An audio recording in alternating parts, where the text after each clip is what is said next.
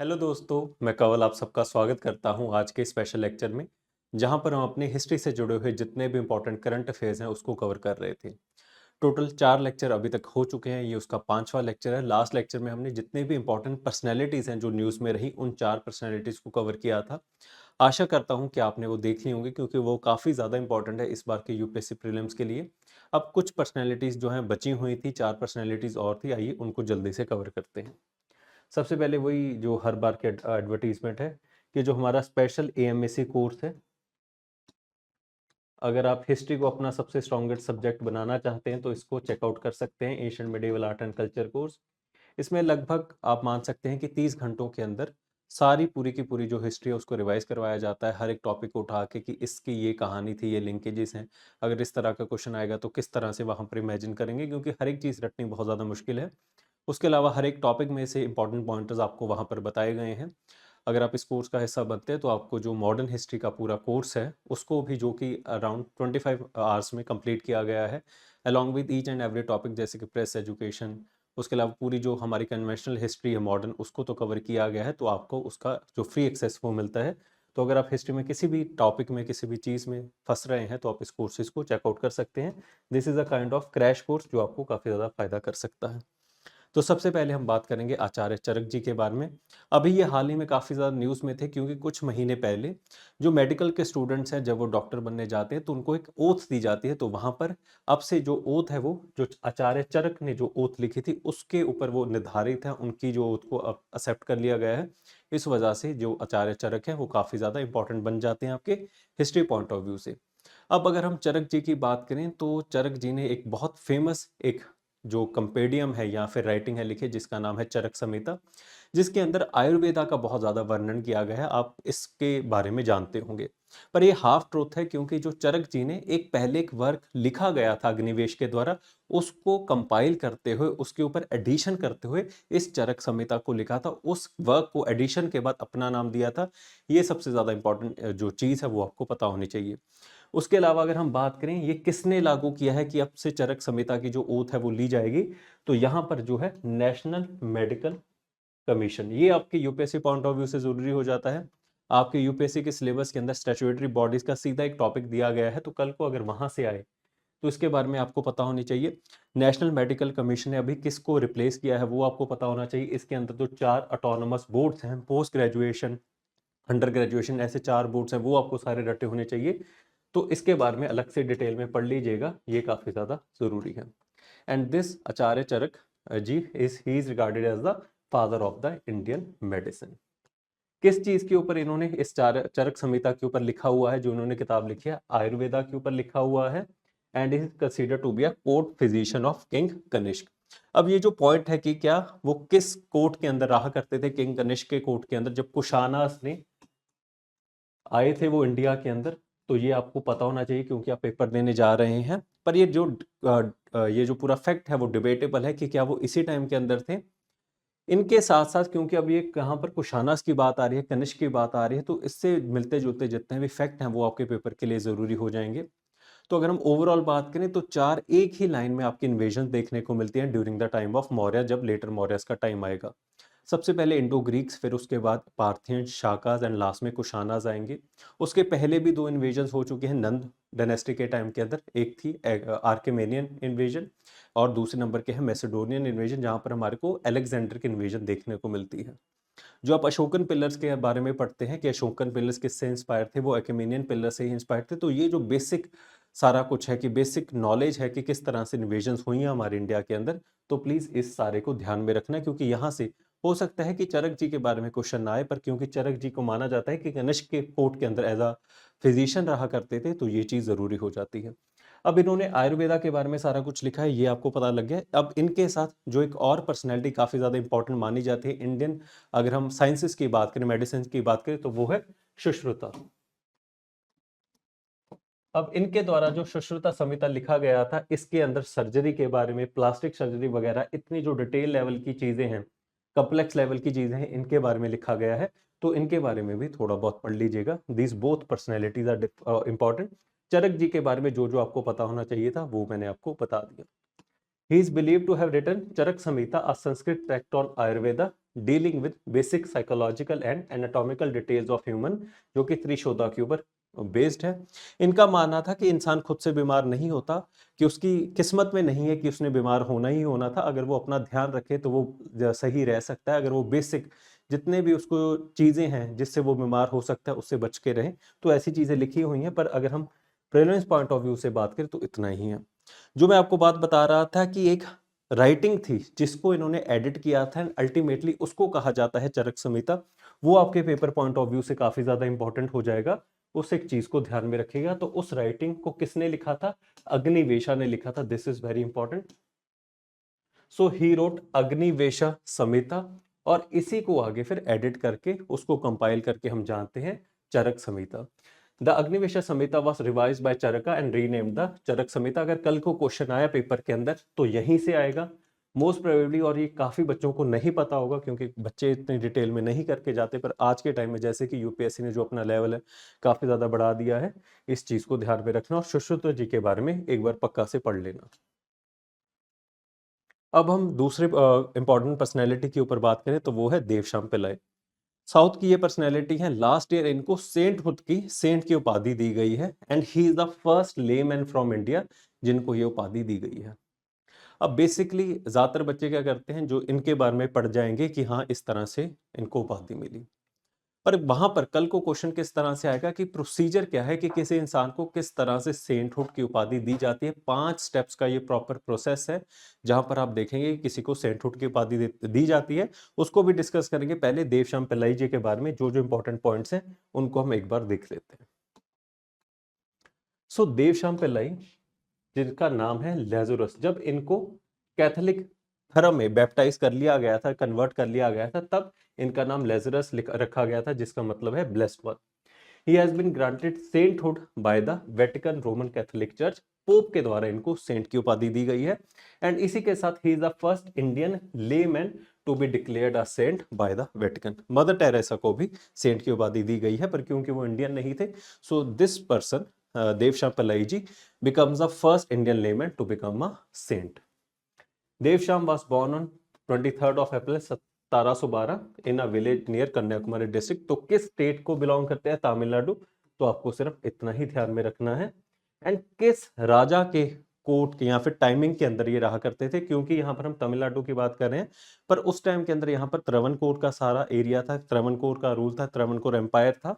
और उसके अंदर आप बहुत famous ruler Marthanda Varma of Travancore, उसके टाइम के अंदर ये सर्व किया करते थे उनके कोर्ट के अंदर। तो ये चीज आपको ध्यान में रखनी है। सिर्फ 2 इंपॉर्टेंट पॉइंट है, तमिलनाडु स्टेट और कौन सा एम्पायर है? Travancore Marthanda Varma first Indian layman. ये तो अब आपको ध्यान में रहेगा। ठीक है। ही बिकेम अ कैथोलिक वगैरह वगैरह ये आपको कुछ ध्यान में नहीं रखना। बस इतना ध्यान में रखना है कि जब ये कैथोलिक बनते हैं तो किसके साथ कांटेक्ट में आने के बाद ये कैथोलिक बनेंगे। तो आपने पढ़ा होगा कि कमिंग ऑफ यूरोपियंस के अंदर हमारे पास 5 यूरोपियन पावर्स आएंगे स्टार्टिंग फ्रॉम द पोर्टुगीज। उसके बाद एक पावर आती जाएंगे। तो जब डच इंडिया के अंदर आए, डच का एक जनरल था, उसके द्वारा इस एरिया में इंग्लिश धर्म को, क्रिश्चियनिटी को जब इंट्रोड्यूस किया गया, तो उसी के कनेक्शन में आके इन्होंने क्रिश्चियनिटी को कन्वर्ट किया, उसको अडेप्ट किया। तो आपको यहाँ पर क्योंकि डच ईस्ट इंडिया कंपनी का नाम दिया गया है, तो कल को जब आप कमिंग ऑफ यूरोपियंस टॉपिक को पढ़ेंगे तो वहां पर ध्यान में रखना, उस एक एरिया को अच्छे से पढ़ लेना। और जब डच को करेंगे वहां पर एक आधा पॉइंट एक्स्ट्रा कर लेना, क्योंकि अगर कल को वहां पर क्वेश्चन आया तो आपका आना चाहिए। आपके रिवीजन के लिए आपको सिर्फ कमेंट सेक्शन में इतना लिखना है कि डच की इंग्लिश के साथ एक बहुत इंपॉर्टेंट बैटल हुई थी हमारे इंडिया में, जिसके बाद जो डच है इंडिया को छोड़ के चले गए थे, अपना इंडोनेशिया के अंदर जाके उन्होंने अपना जो मेजर सेंटर ऑफ ट्रेड उसको बना लिया था। तो उस बैटल का नाम आपको कमेंट सेक्शन के अंदर लिखना है, उससे आपकी रिवीजन भी होती रहेगी। Then he was baptise. Baptise का मतलब होता है कि कन्वर्ट हो गए। जो एक होली वाटर होता है उसमें डुबकी लगवाई जाती है, वो सारा process. And he assumed that name Lazarus. UPSC point of view से ये जरूरी नहीं है, सिर्फ यहाँ पर आपने डच ईस्ट इंडिया कंपनी का नाम ध्यान में रखना है कि किसके कनेक्शन के बाद ये सारा कुछ हुआ। जब वो कन्वर्ट होते हैं, so it did not go well with the natives. उनको लगा कि ये सही नहीं हो रहा, कन्वर्जन वगैरह हो रही है, और पर उन्होंने अपनी सारी उम्र इनइक्वालिटी, कास्टिज्म के मुद्दों के खिलाफ लड़ते हुए गुजार दिया, जिसकी वजह से जो वहां के लोग हैं उससे नाखुश थे।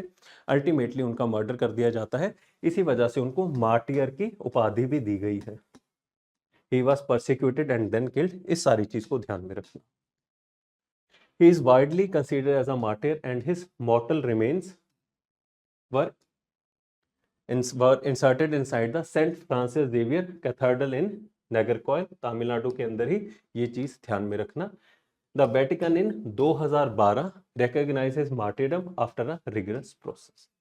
तो ये दो पॉइंट्स है जो कि आपको इनके बारे में ध्यान में रखने हैं। सबसे पहले इनके जो बॉडीली रिमेन्स हैं वो कहां पर दफनाए गए हैं, इस कैथेड्रल के अंदर, और किस ईयर के अंदर इनको एज अ सेंट मार्टियर की उपाधि दी गई है, वो है 2012। जो सेंटहुड की उपाधि अभी लास्ट ईयर मिली है, तो इस चीज को ध्यान में रखना है। अब ये हमने सारा प्रोसेस कर लिया कि इनको सेंटहुड की उपाधि मिल गई। अब किसी भी बंदे को अगर सेंटहुड को मानना है, उसको सेंट की उपाधि देनी है, तो उसके पीछे 5 बेसिक स्टेप्स होते हैं। उसके बारे में एक बार मेरे से सुन लो, नोट डाउन नहीं करना। अगर सुन लोगे दिमाग में रह जाएगा, तो कल को अगर बहुत डिफिकल्ट क्वेश्चन आए तो उसको अटेम्प्ट करने लायक हो जाओगे। स्टेप 1, वेट फॉर 5 इयर्स और नॉट। अब यहां पर ऐसा क्यों लिखा हुआ है, ऑल्दो इसकी जो प्रॉपर एक्सप्लेनेशन आपको पीडीएफ के अंदर मिल जाएगी। जब भी कोई इंसान मरता है, मतलब कि जो क्रिश्चियनिटी के अंदर मरता है, और वो बहुत बड़ा इंसान है इन द सेंस कि उसने बहुत ज्यादा काम किया और उसको सेंटहुड की उपाधि अगर हमने दे दी है, तो उसको पहले डेथ के बाद 5 साल के लिए वेट करना पड़ेगा, कि ताकि उसकी जो एप्लीकेशन है वो लग सके टू द वेटिकन। अब एप्लीकेशन कौन लगाएगा, जिस भी चर्च के साथ वो जुड़े हुए हैं, तो वहां का जो बिशप है एक लेटर लिखेगा, एक रिक्वेस्ट लेटर लिखेगा वेटिकन को, कि इस बंदे का जो प्रोसेस है वो शुरू कीजिए फॉर द सेंटहुड। नॉर्मली ये जो पीरियड है 5 साल है, पर अगर पोप चाहे तो पोप उस टाइम पीरियड को भी कम कर सकता है। यहां पर मदर टेरेसा के लिए इस 5 पीरियड के साल को कम करके 2 साल कर दिया गया था। तो ऐसी कोई जरूरी चीज नहीं है कि 5 साल ही होगा, अगर पोप चाहे, एक्सेप्शन है कि वो कम कर सकते हैं। Then become a servant of the god. जब उस बंदे की एप्लीकेशन को एक्सेप्ट कर लिया जाता है, तो उसको उसके बारे में, उसके जीवन के बारे में पूरी डिटेल में स्टडी की जाती है। उसके जितने भी विटनेसेस हैं उसके बारे में जाना जाता है। उसकी लाइफ को जब हम स्टडी कर लेंगे और ये लगेगा कि ये बहुत नोबल इंसान है, इसने बहुत ज़्यादा काम किया है क्रिश्चियनिटी के अंदर अपने धर्म को प्रमोट करने के लिए, या फिर एज सच ह्यूमैनिटी के लिए काम किया है, तो उसको एक टाइटल दिया जाता है which is servant of the god. जब उनको ये टाइटल मिल जाएगा सर्वेंट ऑफ द गॉड, तो एक प्रॉपर प्रोसीजर किया जाता है कि अब से ये बंदा सर्वेंट ऑफ गॉड है और ये अब काबिल है मिरेकल्स को परफॉर्म करने के लिए। और फिर हमारे पास दो ऐसे प्रूफ्स होने चाहिए जहां पर उन्होंने हीरोइक वर्च्यू की हो, और उनको एक टाइटल दिया जाता है जो कि है टाइटल ऑफ वेनरेबल। और उनको साथ में ही दो मिरेकल्स को प्रूव करना होता है कि हाँ, उनकी वजह से, उनकी शक्तियों की वजह से दुनिया में 2 मिरेकल्स हुए हैं जो कि नेचुरल कॉजेस के साथ प्रूव नहीं किए जा सकते। तो यहां से 2 मिरेकल्स वाला पॉइंट जो है वो ध्यान में रखना। एंड लास्ट में जब मिरेकल्स को वेरीफाई कर लिया जाता है, तो इस प्रोसेस को कहा जाता है बीटिफिकेशन, कि जो बंदा हमने सर्वेंट ऑफ गॉड जिसको उपाधि दी है, वो अब मिरेकल्स करने में भी सक्षम है, एंड दस ही इज बीटिफाइड। और लास्ट में फिर उसको कैनोनाइजेशन या फिर सेंटहुड की उपाधि मिलती है। शायद ही इसमें से क्वेश्चन पूछा जाए, पर अगर आपने ये सुन लिया तो आपको एटलीस्ट कॉन्फिडेंस रहेगा कि अगर इस तरह का क्वेश्चन आएगा तो you have a competitive as. Question आएगा तो बहुत इजी आएगा, या तो इसमें से आ जाएगा 5 इयर्स वाला पॉइंट या फिर 2 मिरेकल वाला पॉइंट, वो आपको आपके साथ रहेगा पेपर तक, तब तक तो आप नहीं भूलोगे, पर इसको नोट डाउन मत करना। ये मैंने सारा समझा भी दिया, बाद में एक बार पढ़ भी सकते हो।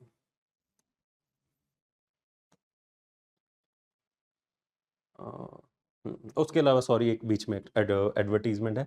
अगर कोई भी बच्चा 2024-25 के लिए तैयार कर रहा है और वो फाउंडेशनल कोर्स को ज्वाइन करना चाहता है, तो एट सारथी के द्वारा जो फाउंडेशनल बैच निकाला जाता है बाय द नेम ऑफ आत्मनिर्भर, आप उसको ज्वाइन कर सकते हैं। हर एक चीज़ का ध्यान रखा जाता है, जैसे कि live answer writing, proper interaction होती है, डाउट रिजॉल्विंग सेशंस होते हैं, अलॉन्ग विद द जो आपको वीडियो लेक्चर तो सारे सब्जेक्ट्स के मिलेंगे। हम यहाँ पर कोशिश करते हैं कि हर एक चीज़ को उसी तरह से डिलीवर किया जाए जो एक बच्चे की डिमांड रहती है। ये ना हो कि कल को, जैसे काफ़ी बार देखा जाता है कि कोर्स को लेने के बाद बच्चे काफ़ी नाखुश होते हैं कि क्वालिटी में कोई दिक्कतें हैं या फिर डाउट रेजोल्यूशन नहीं है, तो आपको इस तरह से कोई भी दिक्कत नहीं मिलेगी। So total costing is about ₹17,169।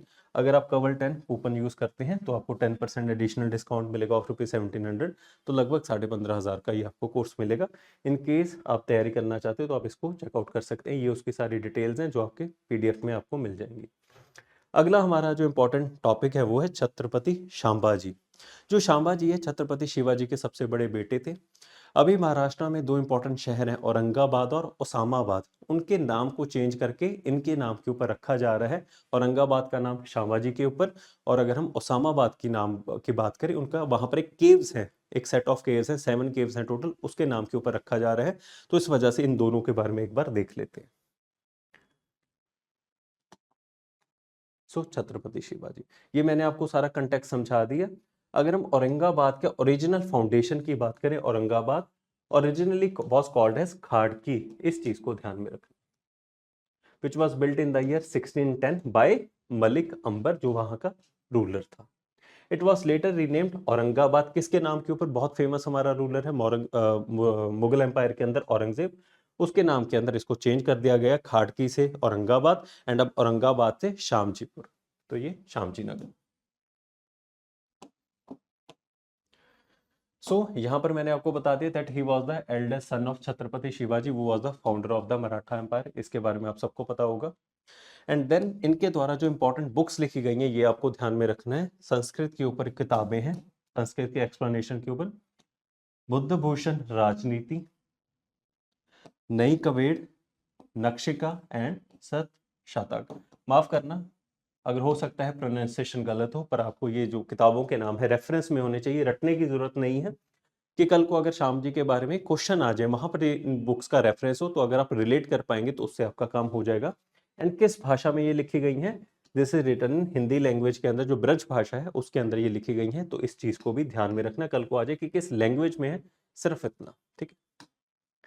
ये सेकंड रूलर है मराठा एम्पायर के, पहले इनके पिताजी छत्रपति शिवाजी और उसके बाद शाम जी। सो जब ये 9 साल के थे, तब शिवाजी की एक ट्रीटी होती है मुगल्स के साथ, जिसका नाम है ट्रीटी ऑफ पुरंदर। अब ये जो ट्रीटी ऑफ पुरंदर है, जब हम एंग्लो मराठा वॉर्स को पढ़ते हैं तो वहां पर भी इसका रेफरेंस आता है, वहां पर भी एक ट्रीटी ऑफ पुरंदर होती है, पर उसको इसके साथ कंफ्यूज मत होना, ये ट्रीटी ऑफ पुरंदर अलग है, काफी बच्चे कंफ्यूज हो जाते हैं। तो जब ट्रीटी ऑफ पुरंदर होता है, वो क्यों होगी?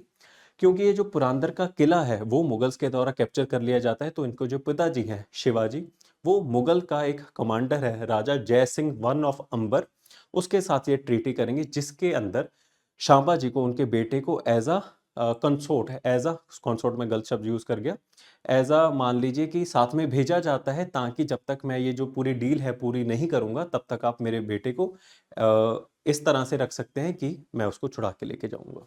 सॉरी, मेरे को उसके लिए प्रॉपर शब्द नहीं आ रहा अभी, एकदम से मन में चले गया। So between commander of Mughal army Raja Jai Singh one of अंबर, इस चीज को ध्यान में रखना, किस किस के बीच में हुई है, and Maratha ruler Chhatrapati Shivaji, and he was forced to sign the agreement after Jai Singh seized Purandar fort. ये दोनों चीजें आपको ध्यान में होनी चाहिए।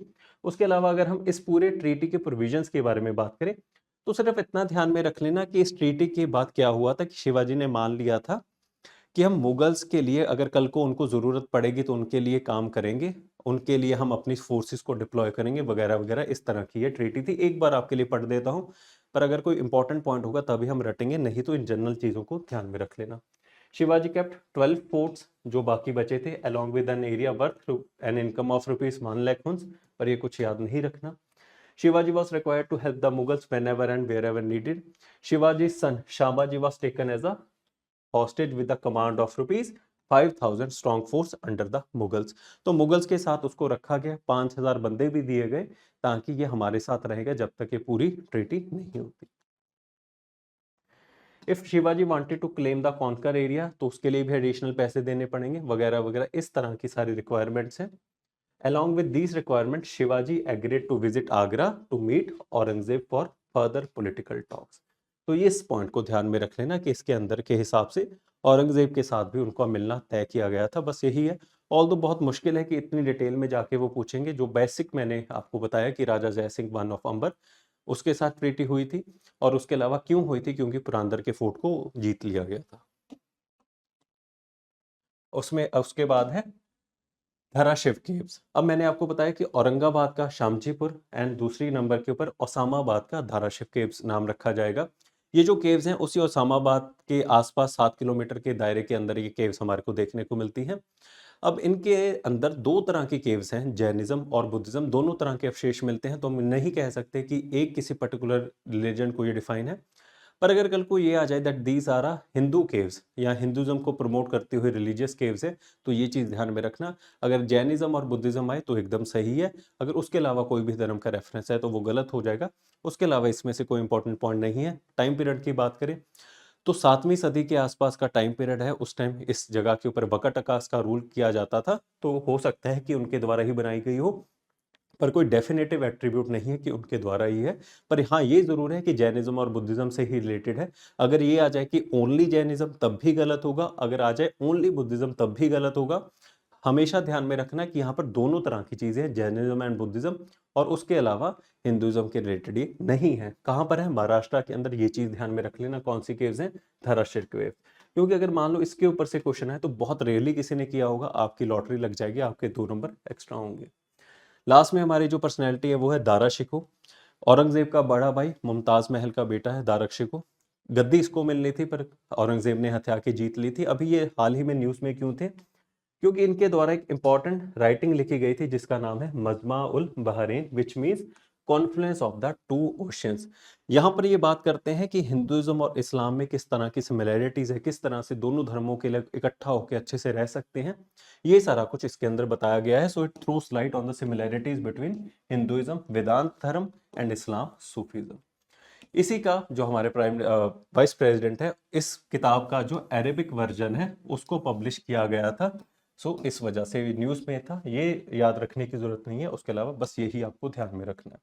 अगर इनकी पर्सनैलिटी के बारे में बात करें, वो एक बार याद रख लेना that he was unorthodox, he was a very liberal person, और इसी वजह से अल्टीमेटली इनको मरवा दिया जाएगा इस बिहाफ के ऊपर कि ये इस्लाम धर्म के खिलाफ काम कर रहे हैं। लिबरल मुस्लिम, ये मैंने आपको सारा कुछ बता दिया। He translated into Persian the Bhagavad Gita as well as 52 Upanishad. Total हमारे पास 108 उपनिषद हैं, उसमें से 52 इन्होंने पब्लिश या ट्रांसलेट किए थे इनटू पर्शियन। भगवत गीता, ये आप ध्यान में रखना। किस सूफी मूवमेंट के अंदर जो ऑर्डर है, आपने कादरी ऑर्डर के बारे में पढ़ा होगा, तो ये उसके अंदर कन्वर्ट कर गए थे। इस चीज को ध्यान में रखना। Qadri order of Sufis by his पीर मुल्ला शाह। मुल्ला शाह नाम आपको ध्यान में रखने की जरूरत नहीं है, सिर्फ कादरी ऑर्डर ध्यान में रख लेना। उसके अलावा जो अदर वर्क्स हैं वो भी इंपॉर्टेंट नहीं है, सिर्फ एक इंपॉर्टेंट वर्क है जो कि आपको ध्यान में रखना है, जो कि है sir A Akbar, which means great mystery. सिर्फ ये दोनों पॉइंट है जो आपको ध्यान में रखने हैं। कौन सी भाषा में है? पर्शियन भाषा में है, क्योंकि बहुत लंबे टाइम तक मुगल्स के बाद जो मेजर कोर्ट लैंग्वेज है वो पर्शियन ही रही है। क्यों रही थी? क्योंकि हुमायूं जब भाग गया था, एग्जाइल में से रहता था ईरान के अंदर शाह तमसब के कोर्ट के अंदर, तो वहां से वो पर्शियन सीख के आया था। पहले टर्किश चला करती थी हमारे इंडिया में, टर्किश के बाद पर्शियन आ गई, और फिर बाद में इंग्लिश का आपको दौर देखने को मिलेगा जब अंग्रेज आएंगे। तो ये सारी इंफॉर्मेशन थी जो आपको पता होनी चाहिए। सो ये आपका फिर सारा 4 पर्सनैलिटीज हमने कवर की। मैं आशा करता हूँ आपको सब समझ में आ गया होगा। इसी तरह से क्या चीज़ करनी है, क्या चीज़ छोड़नी है, अगर उसको आप बहुत आसानी से समझ जाओगे तो जो तैयारी है वो बहुत सिंपल हो जाएगी। आखिर में आपसे यही रिक्वेस्ट करूँगा कि देखो 1 महीना रह गया है, तो कोशिश करो जितना अच्छे से तैयार कर सको। मैं हमेशा कहता होता हूँ अपने बच्चों को जो भी क्लास में होते हैं कि अगर आपने कल को हारना भी है, तो इस तरह से हार जाना कि अपने मन में आपके कोई दुःख ना रहे कि 100% मेहनत करके हारने में भी उतना ही मज़ा है जितना जीतने में है। अभी शायद ये आपको बात ऐसी ही लग रही होगी कि सिर्फ़ कहने की है, पर नहीं। अगर आप मेहनत करके हारते हो तो वो मेहनत आपके साथ रहती है। अल्टीमेटली वो मेहनत जो है आपको दुनिया में बाकी चीज़ों के अंदर बहुत फ़ायदा देती है। मेरे बचपन की बात है कि मैं जब मेरे छोटे होते स्कूल के पेपर होते थे तो मैं दादी को कहता था कि पाठ कर लो ताकि मैं जल्दी-जल्दी से पास हो जाऊँ। तो दादी मेरे को ये कुछ लाइनें सुनाया करती थी, आपने शायद सुनी भी होंगी। पंजाबी में, आशा करता हूँ आपको समझ में आ जाएगा। वो कहती कि जिੱਥੇ ਮਿਹਨਤਾਂ ਨੇ ਰਹਿਮਤਾਂ ਵੀ ਉੱਥੇ ਰਹਿੰਦੀਆਂ, ਘਰੇ ਵਿਹਲੇ ਬੈ ਨਿਕੰਮੇ ਪੂਰੀਆਂ ਨਹੀਂ ਪੈਂਦੀਆਂ, ਘਰੇ ਜੋਤਸ਼ੀ ਬੁਲਾਏ ਰਾਹੂ ਕੇਤੂ ਵੀ ਦਿਖਾਏ, ਹੱਥ ਪੈਰ ਨਾ ਚਲਾਏ ਤਕਦੀਰ ਕੀ करे, ਤੈਨੂੰ ਮੰਗਣਾ ਨਾ ਆਏ गुरु पीर की करे, मत्था टेकना ना आए ता फकीर की करे। मतलब कि जब तक आपने हाथ पैर चलाए ही नहीं तो भगवान आपका साथ नहीं देगा। आप जितनी मर्जी जोशी को बुला लो, जितने मर्जी अपने राहु केतु सही करवा लो, जितने मर्जी नगमुंदियाँ डाल लो, तो वो नहीं होगा। क्योंकि मैं उनको कहता था भाई पाठ कर दो कि मेरे अच्छे नंबर आ जाए। तो हमेशा इस चीज़ को ध्यान में रखना कि मेहनत कही हो कभी भी व्यर्थ नहीं जाती। पर हाँ, मेहनत किस डायरेक्शन में कर रहे हो। अगर आप हवा में कुआँ खोदने लग जाओगे तो पानी तो नहीं निकलेगा। तो अगर सही डायरेक्शन है, मेहनत सही से कर रहे हो सकता है यूपीएससी में सक्सेस ना मिले, तो उसके अलावा ज़िंदगी में बहुत ज़्यादा सक्सेस मिल जाएगा। मेहनत हमेशा आपके साथ रहेगी।